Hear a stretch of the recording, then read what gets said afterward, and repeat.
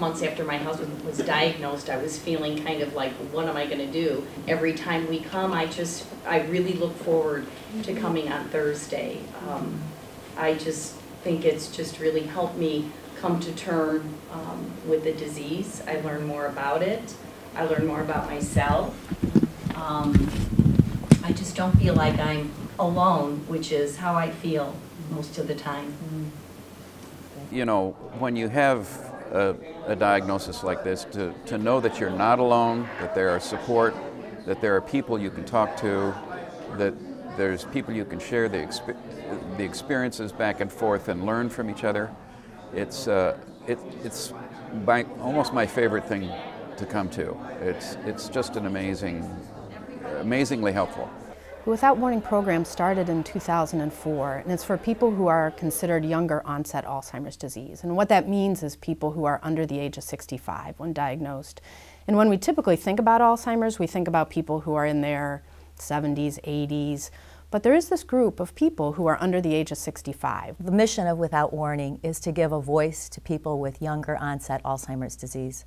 And we at Rush started this with an impetus from people who were younger, who didn't feel that they had any connection when they would go to support groups that were strictly for Alzheimer's disease. It was a lot of older people, and they had really nothing in common with them. Coming to Without Warning has meant a great deal to both of us. It's good to come here and see people with similar issues, and it's very cathartic for me to know that I'm not the only one going through it, and to see from others how to navigate all of this stuff that's new to everybody.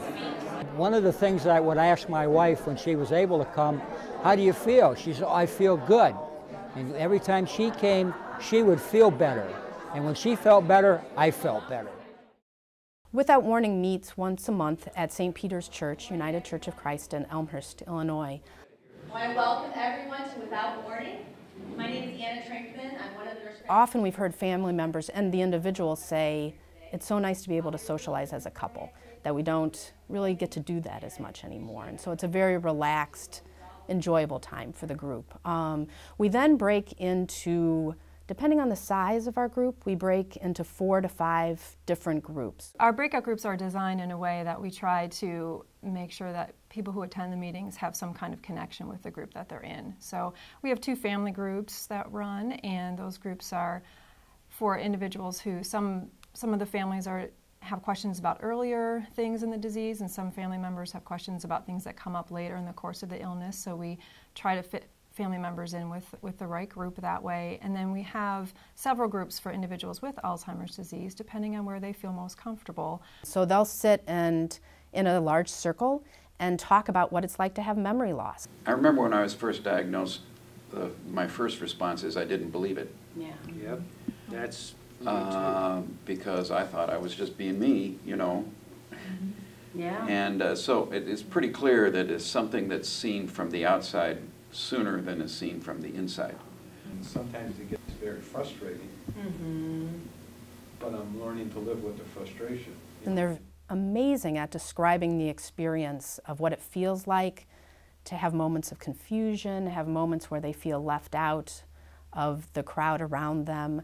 They talk about already feeling out of step with people around them, and so they're able to sit and discuss that. The art group that I meet with the people who are dealing with memory loss meets once a month, and they can be together and they can be really silly together, and they can be honest about how much they can't remember, and no one in that room will judge them because they all have similar experiences. And so I think that more than anything, it's being able to tell their stories honestly and having a sense of community around that and not feeling like they're so alone. Our hour is structured in the music therapy session, usually greeting each other through some form of music. How many roads must a man walk down before people can remember music when they can't form a full sentence. But with music, they can experience not only every word, but the emotion that's attached to it. So it connects with their mind, their spirit, and their sense of self. The answer, my friend, is blowing in the wind. The answer is blowing in the wind. We all have a musical memory, and so that musical memory, even with Alzheimer's disease, remains, and it's something that music connects to people. The answer is blowing in the wind. Delightful. Beautiful. A couple years into our program, I would say maybe 2 or 3, we started to realize we needed to reach out to the children of the Without Warning families. And so we started quarterly meetings for the adult children that meet in the evening, and by adult children we mean college age and older.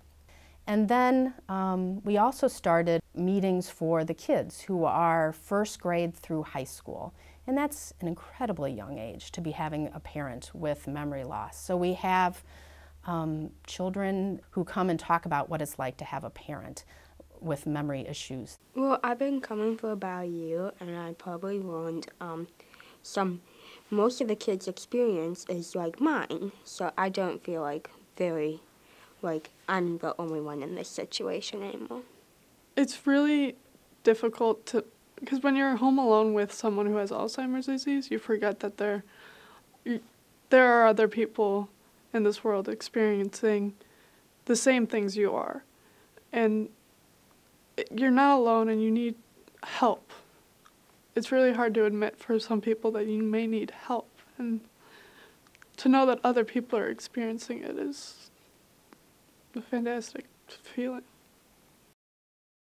Well, we've been coming to Without Warning for over 2 years, and quite honestly, it's been a godsend in terms of providing support emotionally, and you feel like you're not alone. You know, you're able to talk with someone who totally understands where you're coming from. If it wasn't in existence, I don't know what I would do. I got this disease. Maybe there will be some help for me, maybe not. At least I have these people going through it with me. It's absolutely excellent, very rewarding. We, all the care givers, we too feel like we're not alone. We have support, instant understanding. And in the world at large, there's no such thing as instant intimacy, but here in this group, you can walk in, a total stranger, and immediately have 20 friends. You come here, I don't feel I have to go hide. I can talk, and if I stop, they'll stop with me and do things like that. And so that's so important that I feel that I am part of still a group, and it takes care. And that's the biggest thing, that we have the connection. I can't even imagine having gone through 5 years of taking care of my husband without the group to go to every month. It was the only place to go that we didn't have to explain my husband's behaviors, what we were going through. The staff at Rush really did help.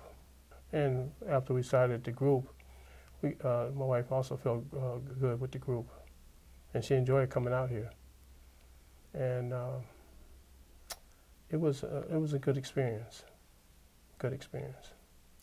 I would want to say to Rush, I just want to thank them for, one, the research they're doing in Alzheimer's. Certainly it's looks like on the forefront, but I want to also thank them for the opportunity to have this support group for the younger onset patients, and that the opportunity for the loved ones to be able to have an outlet or a source of information, fellowship, and just continuing education. And a shoulder to, cry on almost, to be, kind of soft-spoken about it. I think we've made a huge difference for a lot of people's lives because we've simply provided an opportunity for people to connect. That was our main mission. And I think we've done a a great service just by providing that opportunity for people to get together. And along the way, we've grown into a family, and that's what this program is really all about, is being there for each other and living that journey together so that people aren't alone. No matter what life brings, you must believe it's there, just as long